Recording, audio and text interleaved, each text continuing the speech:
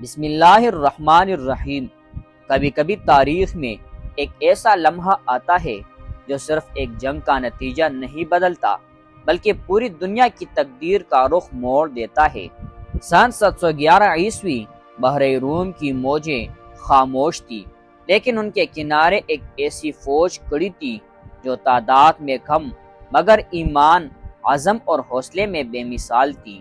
ان کے سامنے ایک وسیع سلطنت تھی، ہسپانیہ، جسے آج ہم اسپین کہتے ہیں۔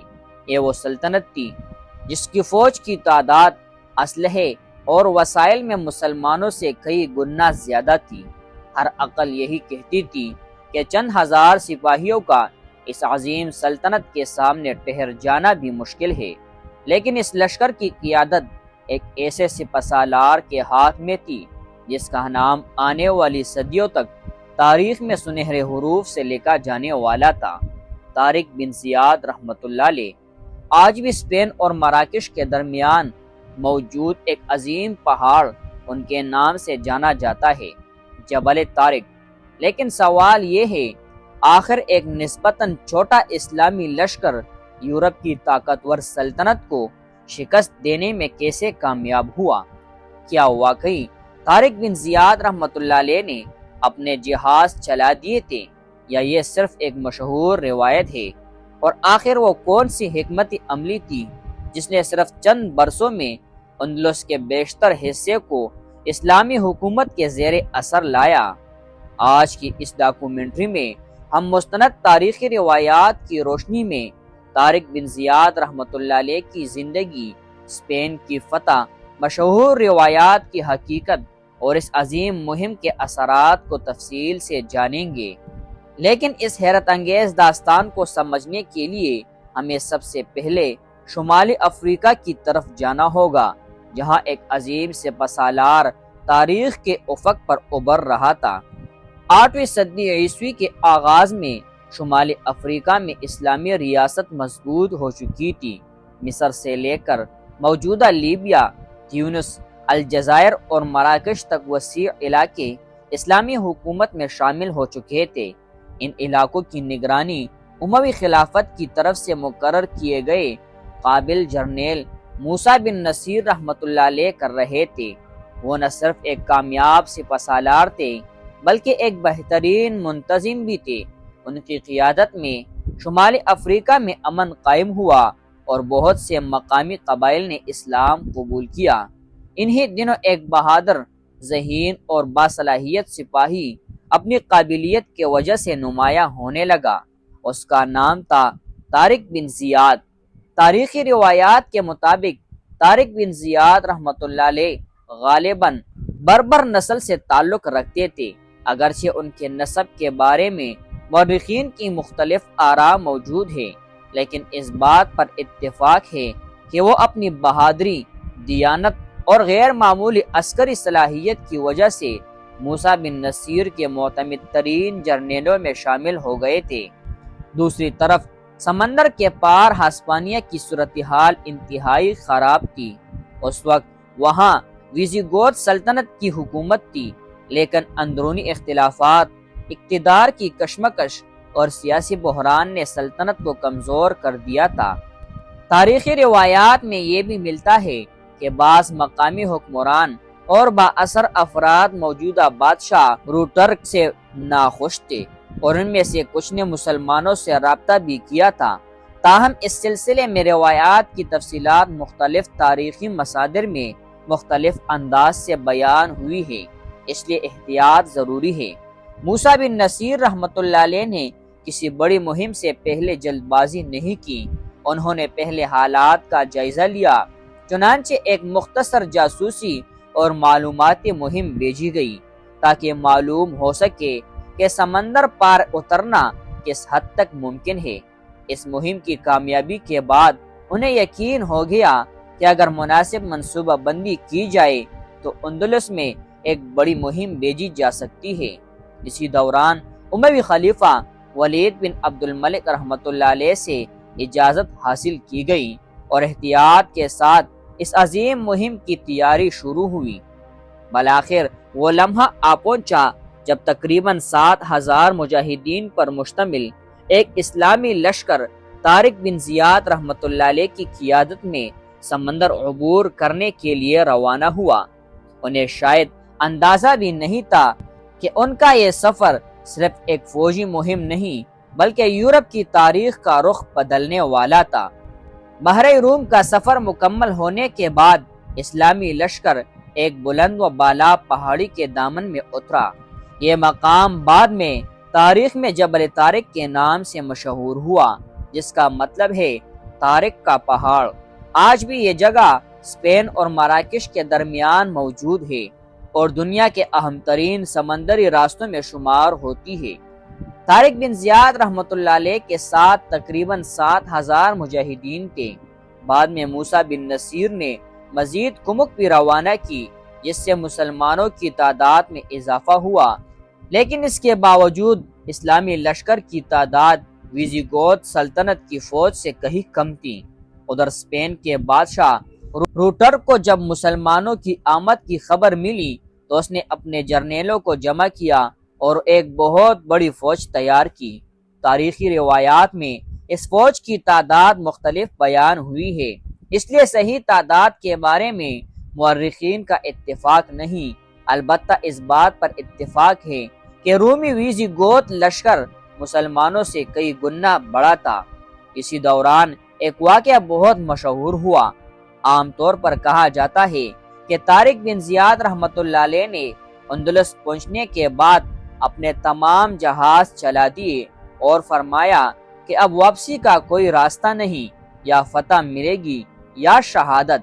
یہ روایات صدیوں سے عوام میں مشہور ہے، لیکن جب قدیم تاریخی کتابوں کا جائزہ لیا جاتا ہے تو معلوم ہوتا ہے کہ اس کی مضبوط اور قابل اعتماد سند موجود نہیں۔ بہت سے مورخین کا خیال ہے کہ یہ واقعہ بعد کے زمانے میں مشہور ہوا، جبکہ ابتدائی مستند مصادر اس کا واضح ذکر نہیں کرتے۔ اس طرح طارق بن زیاد رحمۃ اللہ علیہ سے منسوب مشہور خطبے کے بارے میں بھی مورخین کی مختلف آراء ہے۔ بعض اسے نقل کرتے ہیں جبکہ بعض اسے بعد کی روایات قرار دیتے ہیں۔ اس لیے اس ڈاکومنٹری میں ہم ان روایات کو قطعی تاریخی حقیقت کے طور پر نہیں بلکہ اختلافی تاریخی روایات کے طور پر بیان کر رہے ہیں۔ یہ احتیاط اس لیے ضروری ہے تاکہ ہماری بات مستند تاریخ کے زیادہ قریب رہے۔ اب دونوں لشکر ایک دوسرے کے سامنے تھے۔ ایک طرف تعداد، دولت اور اسلحے کے لحاظ سے طاقتور ویزیگوت سلطنت تھی، دوسری طرف ایمان، نظم و ضبط اور بہترین قیادت سے لیس اسلامی لشکر۔ اب فیصلہ میدان جنگ میں ہونا تھا۔ اندلس کی سرزمین پر دونوں لشکر آمنے سامنے کھڑے تھے۔ ایک طرف ویزیگوت سلطنت کا بادشاہ روڈرک تھا، جو اپنے جرنیلوں اور ایک بڑی فوج کے ساتھ میدان میں اترا تھا۔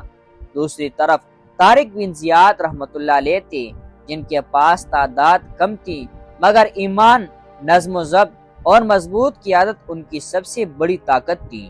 دونوں افواج کا آمنا سامنا وادی لکا کے مقام پر ہوا۔ یہ جنگ اسلامی تاریخ کے فیصلہ کن جنگوں میں شمار کی جاتی ہے۔ جنگ شروع ہوتے ہی روڈرک نے اپنی عددی برتری کا فائدہ اٹھانے کی کوشش کی، لیکن طارق بن زیاد نے جلد بازی کے بجائے نہایت سوچ سمجھ کر اپنی فوج کو مختلف دستوں میں تقسیم کیا اور ہر دستے کو مخصوص ذمہ داری سونپی۔ مسلمان سپاہی مکمل نظم و ضبط کے ساتھ لڑ رہے تھے، جبکہ ویزیگوت فوج کے اندر پہلے سے موجود سیاسی اختلافات آہستہ آہستہ سامنے آنے لگے۔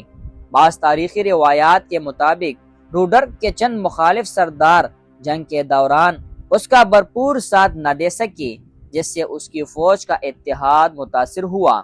تاہم اس واقعے کی تفصیلات مختلف تاریخی کتابوں میں مختلف انداز سے بیان ہوئی ہے، اس لیے اس کی ہر جزیات کو قطعی حقیقت نہیں کہا جا سکتا۔ جنگ کئی دن تک جاری رہی۔ مسلمان مسلسل ثابت قدمی سے لڑتے رہے، جبکہ ویزیگوت فوج کا حوصلہ کمزور ہونے لگا۔ بالآخر وہ لمحہ آیا جب روڈرک کی صفیں ٹوٹنے لگیں۔ تاریخی روایات کے مطابق بادشاہ روڈرک جنگ کے دوران لاپتہ ہو گیا۔ بعض مورخین کے نزدیک وہ اسی مارکے میں مارا گیا، جبکہ بعض کا کہنا ہے کہ وہ فرار ہوتے ہوئے ہلاک ہوا۔ اس کی موت کی صحیح کیفیت پر مورخین کا اتفاق نہیں، لیکن اس بات پر اتفاق ہے کہ اس جنگ کے بعد ویزیگوت سلطنت کو ایسا دھچکا لگا جس سے وہ دوبارہ سنبھل نہ سکی۔ وادی لکا کی فتح کے بعد اندلس کے دروازے مسلمانوں کے لیے کھل گئے۔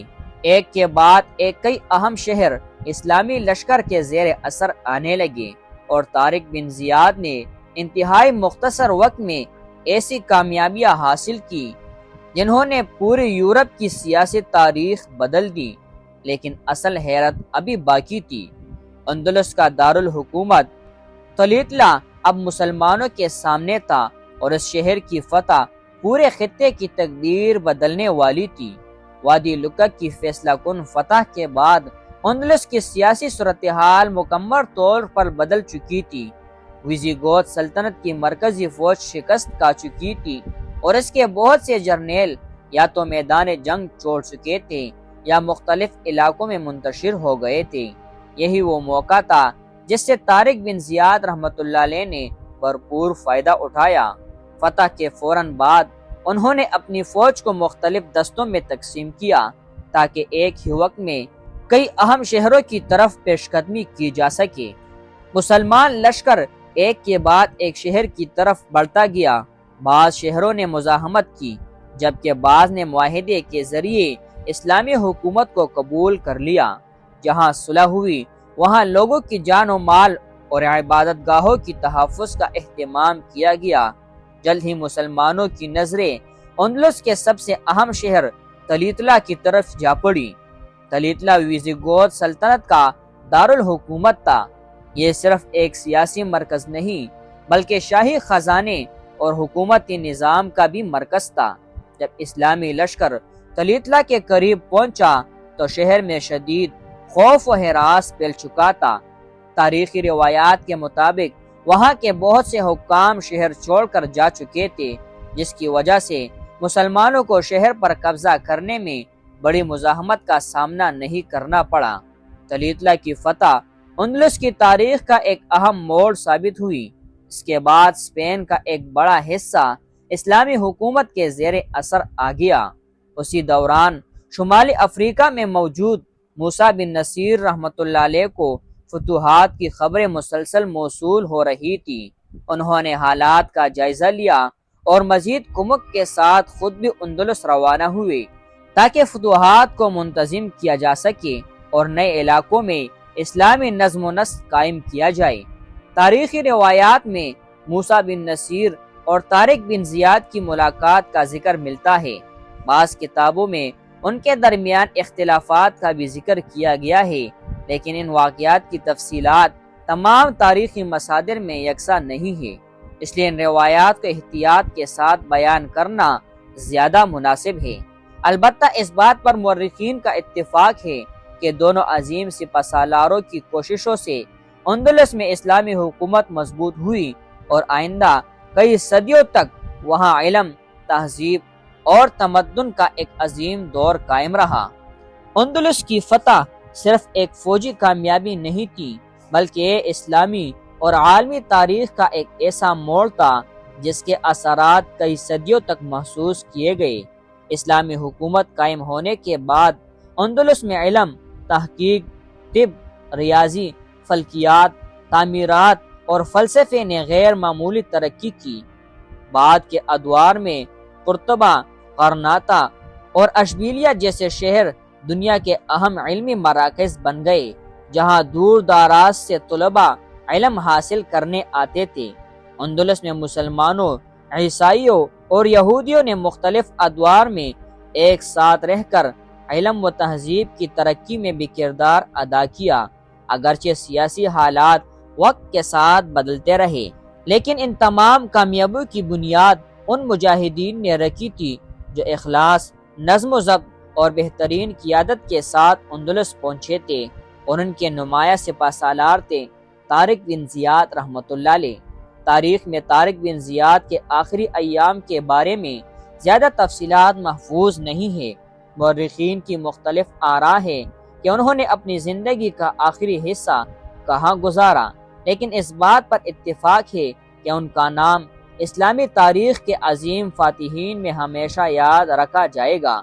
آج بھی وہ پہاڑ جہاں ان کا لشکر اترا تھا جبل طارق کہلاتا ہے، اور یہ نام صدیوں بعد بھی ان کی یاد تازہ کرتا ہے۔ طارق بن زیاد رحمۃ اللہ علیہ کی زندگی ہمیں سکھاتی ہے کہ کامیابی صرف بڑی تعداد یا زیادہ وسائل سے نہیں ملتی، بلکہ ایمان، بہترین منصوبہ بندی، مضبوط قیادت اور ثابت قدمی بھی کامیابی کی بنیادی اسباب ہے۔ یہ واقعہ ہمیں یہ بھی یاد دلاتا ہے کہ تاریخ میں بہت سی مشہور روایات موجود ہے، لیکن ایک ذمہ دار مسلمان کی حیثیت سے ہمیں ہمیشہ مستند اور قابل اعتماد معلومات کو ترجیح دینی چاہیے۔ اگر آپ کو طارق بن زیاد رحمۃ اللہ علیہ کی یہ داستان پسند آئی ہو تو ویڈیو کو لائک کریں اور اپنے دوستوں کے ساتھ ضرور شیئر کریں، اور محمد اردو سٹوریز کو سبسکرائب کرنا نہ بھولیے۔ انشاءاللہ اگلی ڈاکومنٹری میں ہم اسلامی تاریخ کے ایک اور عظیم سپہ سالار محمد بن قاسم رحمۃ اللہ علیہ کی حیرت انگیز داستان لے کر حاضر ہوں گے۔